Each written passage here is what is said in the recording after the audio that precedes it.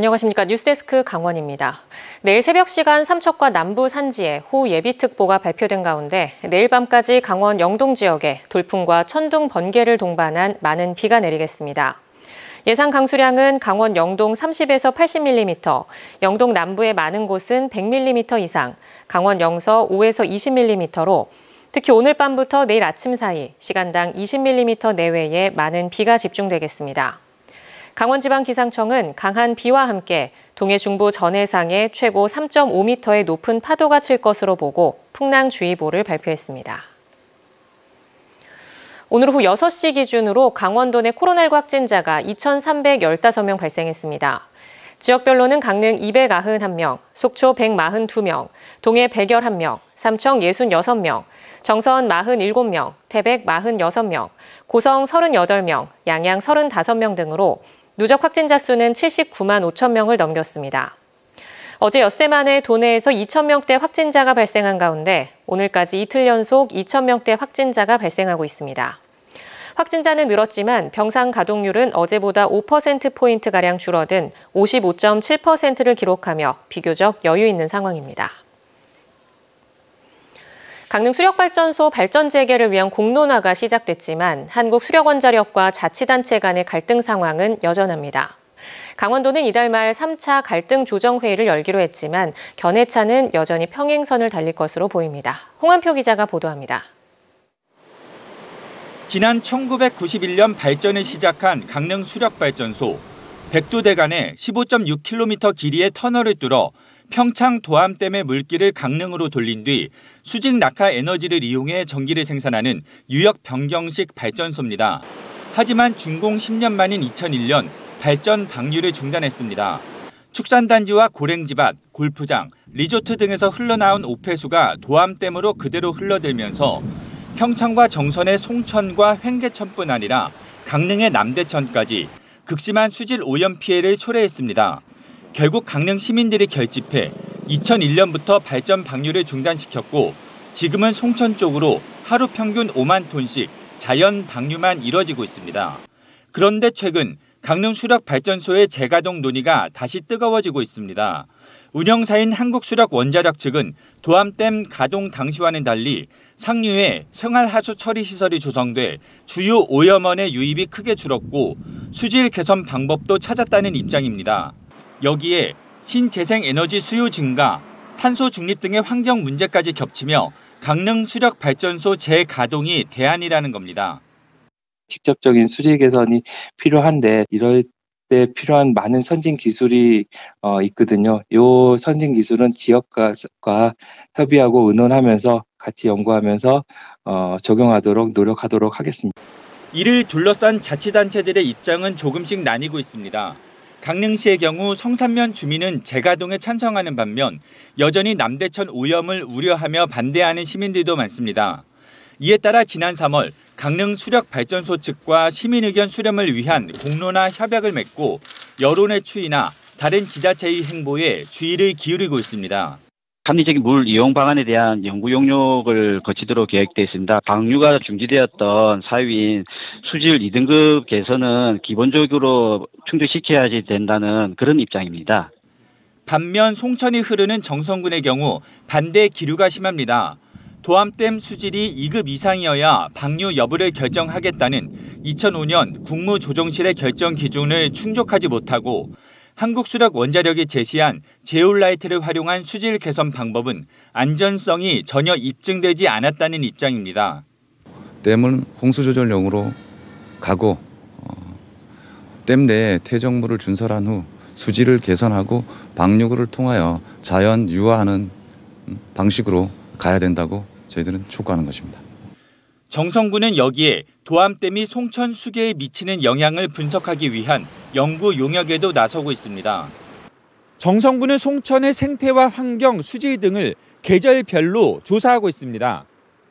강원도는 강릉시, 정성군, 원주지방환경청 등 7개 기관과 갈등 조정 실무 협의체를 구성하고 이달 말 세 번째 협의에 나설 계획이지만 기관마다 이해 관계가 복잡하게 얽혀 해결책을 찾기까지는 적지 않은 시간이 걸릴 것으로 보입니다. MBC 뉴스 홍한표입니다. 신경호 교육감의 핵심 공약인 강원 학생 진단평가가 이번 주부터 시작됐습니다.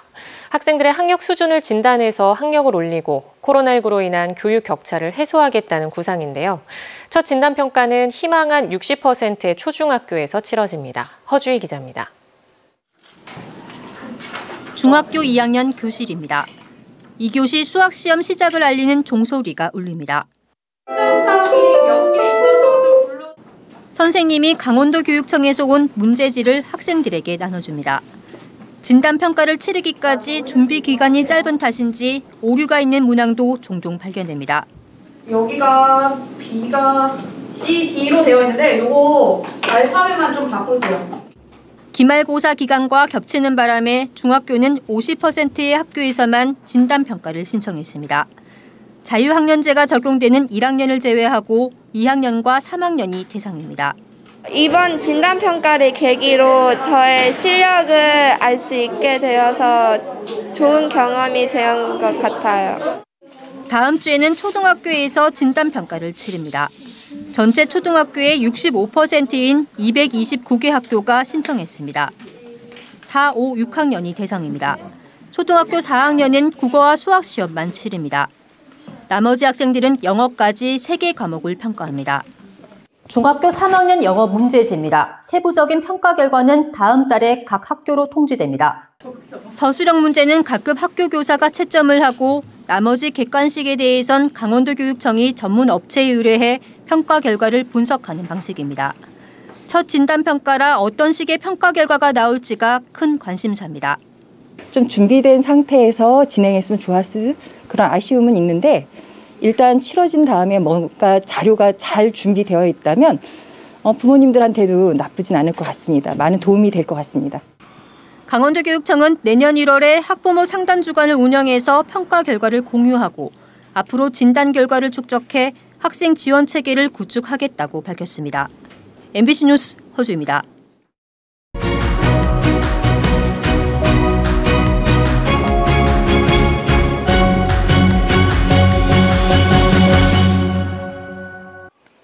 오늘 오후 3시 10분쯤 강릉시 죽헌동 법원 인근에서 사중 추돌 사고가 발생했습니다.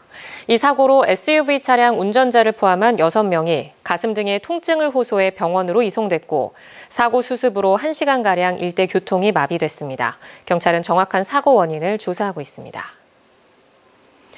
오늘부터 강릉과 춘천, 속초, 동해, 삼척, 양양, 홍천, 철원 등 도내 8개 시군을 포함해 전국 33곳에서 택시 부재가 전면 해제됐습니다. 행정안전부는 이들 지역은 최근 법인 택시기사가 현저히 줄었거나 택시 운송 수요가 현저히 높고 지역사회에서 승차난이 지속적으로 제기된 곳이라고 설명했습니다. 택시 부재는 지난 1973년 석유 파동 당시 기름 사용 절감을 위해 임시로 도입된 뒤 법적 근거 없이 택시기사의 휴무를 강제하고 지역별로 다르게 운영되면서 혼란을 키웠다는 지적이 제기되었습니다. 행안부는 앞으로 택시 공급이 한층 원활해질 것으로 기대한다며 택시기사들의 승차 거부 등을 집중 단속할 계획입니다. 전국교직원 노동조합 강원지부가 강원도 교육청이 추진하는 국제학교 설립을 놓고 정면으로 반대하고 나섰습니다. 전교조 강원지부는 성명을 내고 국제학교는 모든 국민은 능력에 따라 균등하게 교육을 받을 권리를 가진다는 헌법 정신을 부정하는 초헌법 반교육적 학교라고 주장했습니다.